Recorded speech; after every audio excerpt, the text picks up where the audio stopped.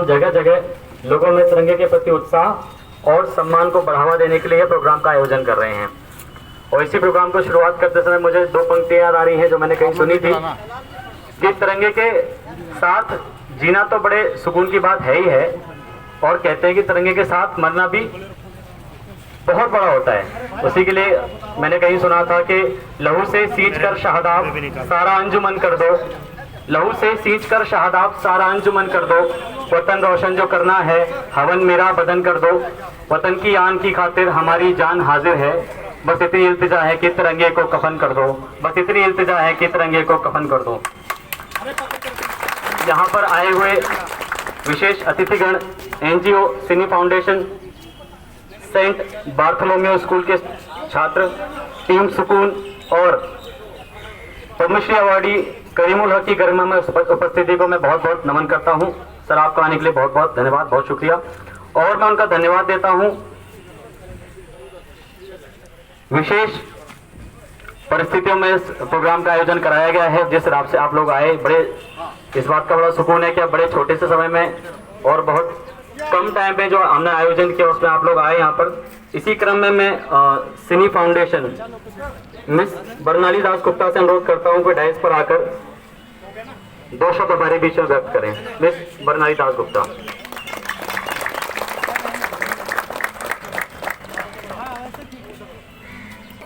यहाँ पे उपस्थित सभी को मेरा नमस्कार। और मैं सीनी एनजीओ से आई हूँ। मेरा नाम है बरनाली दास गुप्ता। सीनी एनजीओ जो है, हम माँ और बच्चे को लेके काम कर रहे हैं।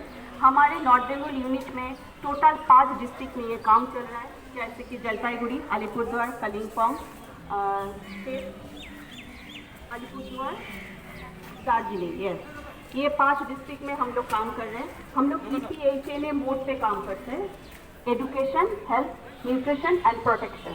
ये जो 5 है, ये बच्चे को लेके भी हम काम करते हैं। उसके साथ साथ अगर माँ सही ना हो तो बच्चे कैसे सही होगा ना, तो इसीलिए माँ को लेके भी हम लोगों का हेल्थ प्रोजेक्ट चल रहा है। और एजुकेशन प्रोजेक्ट में हम लोगों का मेन जो फोकस है वो है adolescent boys and girls both. Okay, thank you, नमस्ते। और सभी को मैं यहाँ पे उपस्थित सभी को धन्यवाद ज्ञापन करूँगी क्योंकि आपने हम लोगों को बुलाया। थैंक यू सर, नमस्ते। Thank you so much ma'am. इसी क्रम में मैं टीम सुकून से रोशन कुमार पंडित हमारे बीच हैं, तो उनसे रिक्वेस्ट करूंगा कि अभिवादन के तौर पर 2 शब्द हमारे बीच व्यक्त करने की कृपा करें। रोशन कुमार पंडित। सभी को नमस्कार, जय हिंद। मैं रोशन कुमार पंडित यहाँ पे टीम सुकून को रिप्रेजेंट कर रहा हूँ। तो आज जो हमारा यहाँ पे प्रोग्राम हो रहा है, इसके थ्रू हमारे सशस्त्र सीमा बल के सभी जो भैया हैं, सर हैं, वो ये चाह रहे हैं कि हम सभी अपने तिरंगा को पहचानें। तो मैं सभी से रिक्वेस्ट करूंगा कि जब हम आज़ादी के 75 साल को उत्सव को बना रहे हैं, तो सभी को अपना तिरंगा को पहचानना है। और इस बार हर घर तिरंगा का जो प्रोग्राम है वो सफल होना चाहिए। तो टीम सुकून की तरफ से सभी से ये रिक्वेस्ट है कि आप अपने घर में तिरंगा को जरूर लगाएं और 15 अगस्त को आज़ादी का 75वां जो महोत्सव है, अमृत महोत्सव, उसको सफल बनाएं। धन्यवाद। थैंक यू सो मच रोशन जी।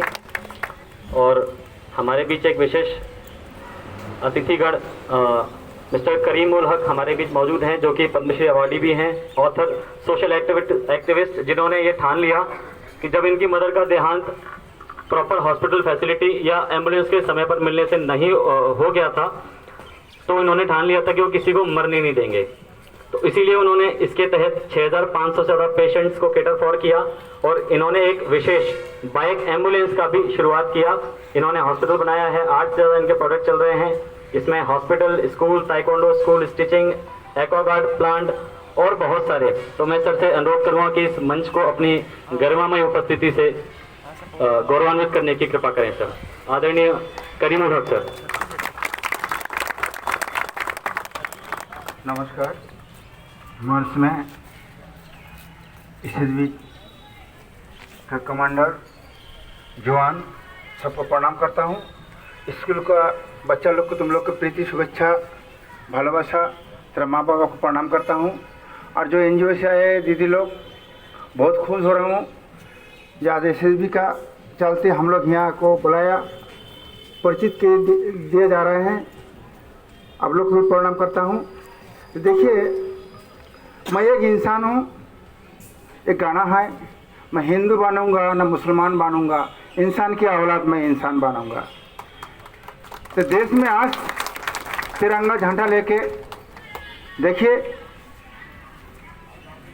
तिरंगा झंडा जो हम लोग को हाथ में दिया और जो जान खो गया, सेना हो, हम लोग का समाज सेवा हो, बहुत आदमी को हम लोग खो लिया है। आज देश स्वाधीन हुआ है और देश स्वाधीन हुआ है बोल के हम लोग अपना मर्जी से सब कुछ काम कर सकता है, मतदान भी दे सकता है। लेकिन एक बात, देश में आज कुछ जवान भाई जो देश में आर्मी हो, एसएसबी हो, मिलिट्री हो, देश के लिए वो लोग सुरक्षा के लिए अपने फैमिली को छोड़ के हम लोग का विभिन्न जगह में वो लोग रहते हैं और हम लोग देशवासी अपना कमाता है, खाता है, बीवी बच्चा को पाल पोसता है। लेकिन ऐसा चीज हम लोग नहीं सोचता। आप लोग थोड़े दिन में टीवी का पर्दा में हो, पेपर में हो, देख रहे हैं जो कितना जवान भाई आज देश के लिए जान दिया। तो मेरे बात है ऐसा, आज जवान भाई के लिए हम लोग को सैल्यूट करना पड़ेगा। उन लोग को मनोबल बढ़ाने के लिए हम लोग को थोड़ा उन लोग को सहारा देना पड़ेगा। आज इसीलिए मेरे को यहाँ बटालियन हर एक टाइम मेरे को बुलाता है और यहाँ आके मैं दो बात बोल सकता हूँ, मेरे लिए गौरव की बात है। तो लेकिन मेरे अभी सर ने बोला जो मेरे माँ बिना इलाज से ध्यान हो चुका है, मैं कसम खा ली वो दिन जो माँ मैं किसी गांव को बंदा को मैं बिना इलाज से मरने नहीं दूंगा, मैं कसम खा लिया। अभी तक मैं 6,500 से ज्यादा पेशेंट मैंने केयरिंग किया, ये पेशेंट केयरिंग किया। मैं जो बोलता हूँ सच बोलता हूँ, किसी से मैं डरता नहीं। नेता मंत्री किसी को मैं बोलने की तरफ मैं डरता नहीं। क्यों? ये काम करते करते देश से पद्मश्री अवार्ड मिला और सारे बहुत अवार्ड मिला, देश विदेश से भी मिला। अवार्ड मेरा नहीं है, देशवासी के लिए है, आप लोग उत्तर बंगाल के लिए है। मैं एक प्लेयर हूँ, जान के लिए मैं खेल रहा हूँ। अभी मंच में बहुत आदमी मेरे को बुलाया, कुछ पैसा दिया। अभी 1.5 करोड़ रुपया से ज्यादा मेरा हॉस्पिटल बनाया मैंने, 8 स्कूल किया मैंने, कुछ बुट्टा बुट्टी को खाना दे रहा हूँ। एक्वागार्ड प्लान है मेरे, अमेरिका से बैठा दिया, वो भी चल रहा है काम। कुछ प्रतिबंधी को खाना दे रहा हूँ, किसी को व्हील चेयर ट्राइसाइकिल उसी में दे रहा हूँ। और अभी मैं देख रहा हूँ बेरोजगारी बहुत हो चुका है, बच्चा लोग किस कुछ ने पढ़ाई किया है। तो देखिए, सरकार तो हर आदमी को नौकरी देने नहीं सीखेगा, अपने कुछ करेगा।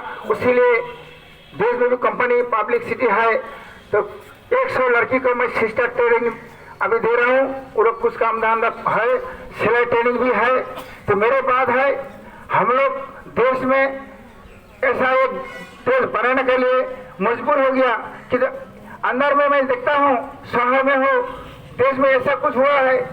इतना लिखा पढ़ाई क्या है, इतना लिखा पढ़ाई क्या, बेटा नौकरी करता है देश विदेश में, दूसरे राज्यों में, लेकिन ये सोच नहीं है अपना माँ पापा को। वो लोग इतना पैसा खो गया है, पढ़ाई किया, फिर माँ बाबा को वो लोग देखभाल नहीं करता है, वृद्धाश्रम में रखा है। ये कौन सा कानून है अपना माँ पापा को वृद्धाश्रम रखने के लिए? एक आप लोग को बिल्ली का जगह होता है, कुत्ते का जगह होता है, अपना माँ बाबा का जगह नहीं होता है अपने घर में। ये तो महापाप होता है। ये देश का कुलंग लड़का है, बच्चा है। ये लोग कैसा पढ़ाई लड़के हम लोग को नहीं चाहिए। हम लोग कैसा पढ़ाई लड़के चाहिए? स्वामी विवेकानंद का आदर्श को लेकर पढ़ना चाहिए। स्वामी विवेकानंद ने बोला जन्म हुआ तो कुछ ताक के जाने पड़ेगा। मैं ये भी बोल सकता हूँ नेता मंत्री लोग को कि भैया आप लोग ऐसा मत दाग कटिए, किसका अमल में कितना मर्डर होगा, किसका अमल में किसका बाबा खो गया, किस विधवा हो गया, ऐसा दाग मत कटिए। ये देश के लिए ऐसा कुछ दाग कटिए, छोटे छोटे बच्चा लोग इतिहास पढ़ सके, लेखा पढ़ा कर सके, अच्छा एक देश बनाने सके। मैं ज्यादा नहीं बोलूंगा। मेरे एक बात है कि मैं जो काम करता हूँ, मेरे एक बायोपिक फिल्म होता है, अभी शूटिंग चल रही है मुंबई में। वो पैसा मिलेगा वो भी मैं गरीब दुखी के लिए, देश के लिए मैं दे दूंगा।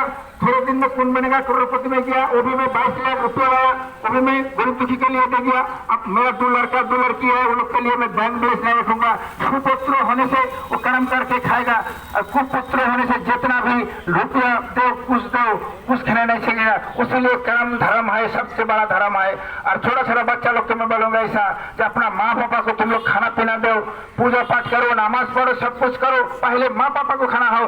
गीता भागवत जो भी हो, हिंदू मुस्लिम का कुरान पाठ, यही बात बोला। मैं संस्कृति से 2 बात बोल रहा हूँ, जो वेदांग सर्वत्र कुछते, माता पिता सर्वत्र पूज्यते, नाम यज्ञ सर्वत्र सत्य, और देव देवता सर्वशक्ति रहते। नमस्ते से ओम नमः नमः, ओम शांति। मैं 6 बटालियन को मैं सैल्यूट करता हूँ। आप लोग जोश से काम करिए, और हम लोग को यहाँ ला के जोश बना दिया है, इतना काम के लिए ह्यूमैनिटी पावर बना दिया है। आप लोग हम लोग को बुलाएंगे, हम बहुत खुशी होंगे, बहुत खुशी होंगे। और ऐसा मैं SSB को देख रहा हूँ, सोशल वर्कर वो लोग ज्यादा कर रहे हैं, कोई कोई जगह में वो लोग हेल्थ ट्रेनिंग सेंटर पे कर रहे हैं, वो भी करता है। और छोटा मोटा हो बड़ा हो, सबको लेके वो लोग चलता है। आप लोग ऐसा करिए, हम लोग का भी सहायता दीजिए, हम लोग का कुछ सेवा करने का मौका दीजिए, आप लोग का साथ हम लोग भी मौका मिलेगा। तो ज़्यादा नहीं बोलता हूँ, सबको मैं प्रणाम करता हूँ, नमस्कार करता हूँ। थोड़ा बाद में भूल होने से क्षमा कर दीजिएगा, मैं ज़्यादा हिंदी नहीं आता है, मेरा भूल चूक हो सकता है बाद में। नमस्कार सर, आपका बहुत बहुत शुक्रिया। आपने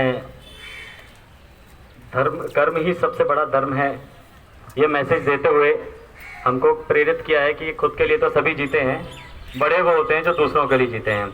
और अंत में 46वीं वाहिनी सशस्त्र सीमा बल के दंडपाल महोदय deputy commandant Shri Suresh Kumar Patidar sir से मैं अनुरोध करूंगा कि वह तिरंगे के महत्व को बताते हुए हमारे बीच में 2 शब्द साझा करने की महान कृपा करें। Deputy commandant Shri Suresh Kumar Patidar sir. बाहर से पधारे अतिथिगण, प्यारे बच्चों एवं SSB के साथीगण, ये आज हम सभी के लिए बड़ा हर्ष का विषय है कि भारत सरकार ने जो हमारे देश के आज़ादी के 75 वर्ष होने वाले हैं, 1947 में हम आज़ाद हुए थे और 2022 में हम 75 वर्ष मना रहे हैं, उसी के उपलक्ष्य में हर घर झंडा प्रोग्राम का ये आयोजन किया है। उसमें लगभग 1 महीने तक यानी 15 अगस्त तक हमें ये सेलिब्रेट करना है, चाहे वो किसी भी रूप में हो, और उसमें हम सभी की भागीदारी होना बहुत ही आवश्यक है।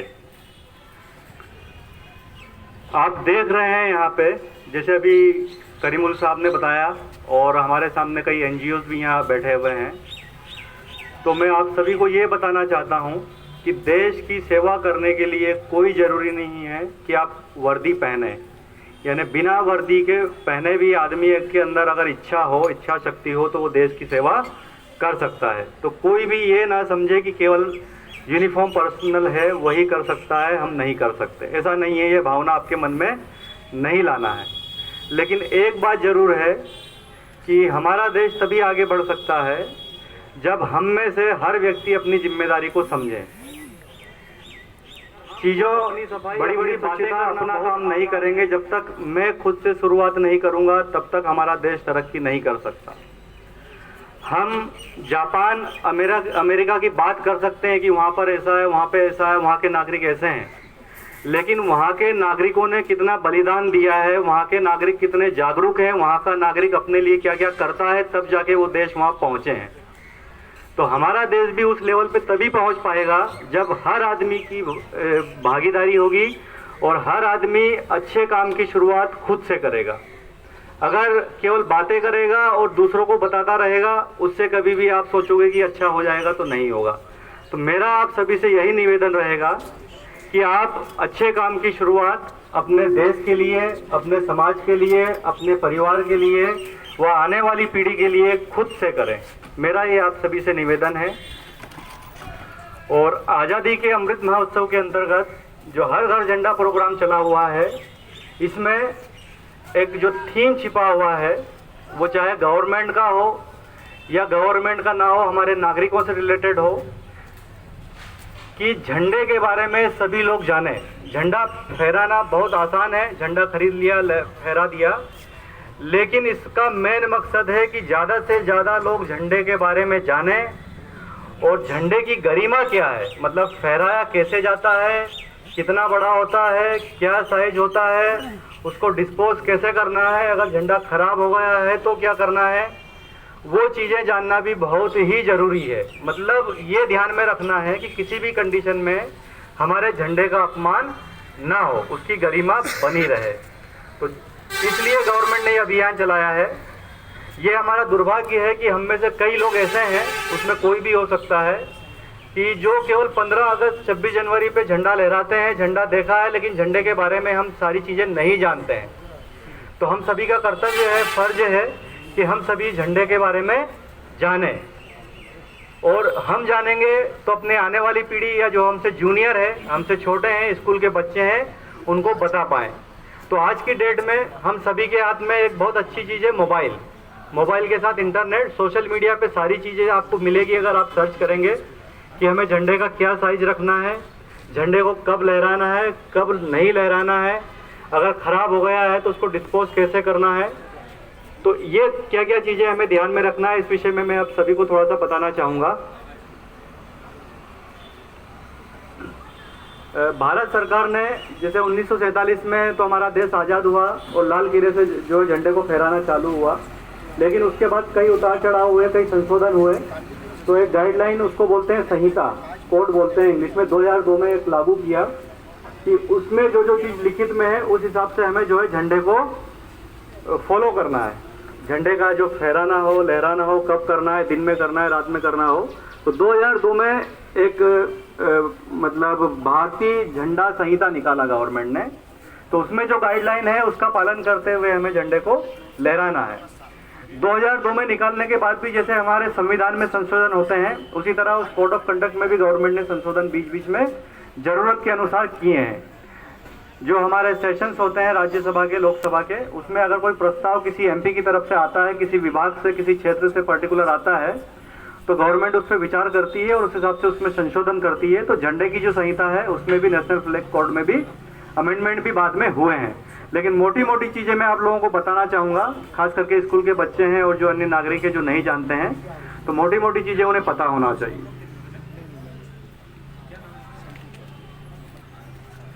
राष्ट्रीय झंडे में 3 रंगों की पट्टियां होंगी, जिसमें समान चौड़ाई वाली 3 आयताकार पट्टियां या छोटी पट्टियां होंगी। आप देख रहे हैं झंडा आपके सामने है, 3 कलर की पट्टियां होगी और लगभग सभी का साइज सेम होगा। सबसे ऊपर की भारतीय केसरी रंग की पट्टी होगी और सबसे नीचे की पट्टी भारतीय हरे रंग की। बीच की पट्टी सफेद रंग की होगी, जिसके बीच में समान अंतर पर 24 धारियों वाले नेवी ब्लू रंग के अशोक चक्र का एक डिजाइन होगा। बीच में जो आप चक्र देख रहे हैं इसमें 24 रेखाएं हैं, वह इसका कलर नेवी ब्लू होगा। अशोक चक्र स्क्रीन प्रिंटेड या अन्यथा छपा हुआ या स्टेंसिल किया हुआ या उचित रूप से कड़ा हुआ होगा और सफेद पट्टी के केंद्र में झंडे के दोनों से स्पष्ट तौर पर दिखाई देगा। भारत का राष्ट्रीय झंडा हाथ से कटा हुआ और साथ हाथ से बनाए गए ऊनी, सूती, सिल्क, खादी कपड़े से बना होगा। राष्ट्रीय झंडा आकार में आयताकार होगा। झंडे की लंबाई और ऊंचाई का अनुपात 3:2 होगा। झंडे का प्रयोग किसी कॉमर्शियल उपयोग के लिए नहीं होना चाहिए। किसी व्यक्ति या वस्तु को सलामी देने के लिए झंडे को झुकाया नहीं जाएगा। सरकार द्वारा जारी अनुदेशों के अनुरूप सार्वजनिक भवनों पर उन अवसरों को छोड़कर जिनके लिए सरकार ने झंडे को आधा झुकाकर फहराने के अनुदेश जारी कर रखे हैं, शेष अवसरों पर झंडे को आधा झुकाकर नहीं फहराया जाएगा। झंडे का प्रयोग ना तो किसी प्रकार की पोशाक या वर्दी के किसी भाग के रूप में किया जाएगा और ना ही इसे तकिए, रुमाल, नैपकिन अथवा किसी ड्रेस सामग्री पर कढ़ाई अथवा मुद्रित किया जाएगा। झंडे पर किसी प्रकार के अक्षर नहीं लिखे जाएंगे। झंडे को किसी वस्तु के लेने, देने, पकड़ने अथवा ले जाने के आधार के रूप में प्रयोग नहीं किया जाएगा। किसी प्रतिमा के अनावरण के अवसर पर झंडे को विशेषता और अलग से प्रदर्शित किया जाएगा और इसका प्रयोग प्रतिमा अथवा स्मारक को ढकने के लिए नहीं किया जाएगा। झंडे का प्रयोग ना तो वक्ता की मेज को ढकने के लिए और ना ही वक्ता के मंच के ऊपर लपेटने के लिए किया जाएगा।